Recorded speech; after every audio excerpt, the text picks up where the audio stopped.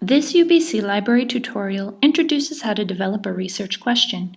You can use the navigation buttons at the bottom of the media player to stop or pause at any time. Developing a research question is often the most complicated part of completing an assignment. Unfortunately, sometimes we skip preparing for research and simply choose a topic. This video illustrates a process of developing a good research question that will make it easier once you are ready to search for information sources. Step 1.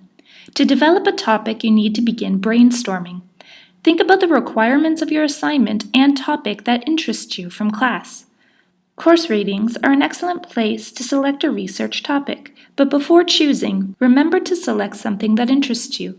You will be spending a lot of time with the topic you select. Before you decide on a topic, do some additional reading using internet sources, books, and articles. This will provide you a better understanding of the topic you selected. Think of this as your pre-research reading. Step 2. While you may select a topic from your pre-reading, topics are too broad to write a paper on. For example, we may select the topic of urban planning, but there are many aspects and sub-areas of urban planning. Sub-areas of urban planning are more specific parts of the larger topic. For urban planning, sub-areas include suburbanization, urban decay, and gentrification. How do we find these sub-areas? Reading, of course. Books provide an excellent overview of topics. If you are ever unsure of sub-areas to your topic, start with a book. Step 3. Sometimes you will develop a question, but when you try to research, you will find thousands of search results. This is too much for you to look through to find the information you need. When this happens, you need to ask yourself, what do I mean? For example, for the following question, how does gentrification affect lower-income families? What do you mean by gentrification? Is it sociocultural, political, economical? Lower income, do we mean the working poor or unemployed? Families, are we talking about single parents or childless couples? Answering the question of what do I mean provides more clarity to your research and makes it much more specific. Step 4. A way to develop a more specific question that will yield results that are useful is to consider the people, problems, perspectives, and place you want to focus your topic on. For example, with gentrification, people affected could be the urban poor or property owners. Problems could include income or health and safety issues.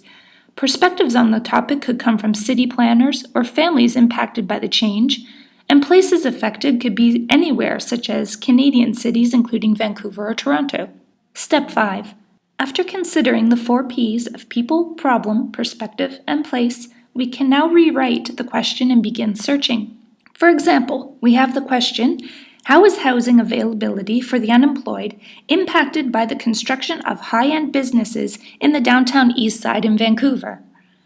But wait, if we do this search in a library database, we find no search results. Now what? Step 6.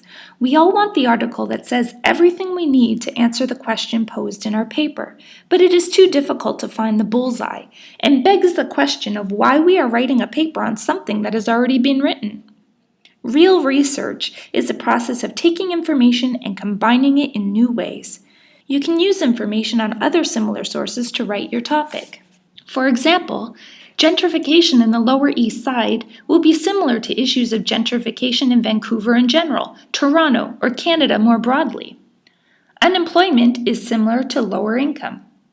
The purpose of taking a step back with your research is to make connections between similar materials and generalize across to come up with enough information sources for your paper.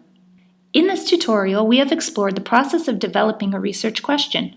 To learn more about the library, check out the web guides in our Research Help portal, the other tutorials on our YouTube playlist, or contact a librarian with your questions.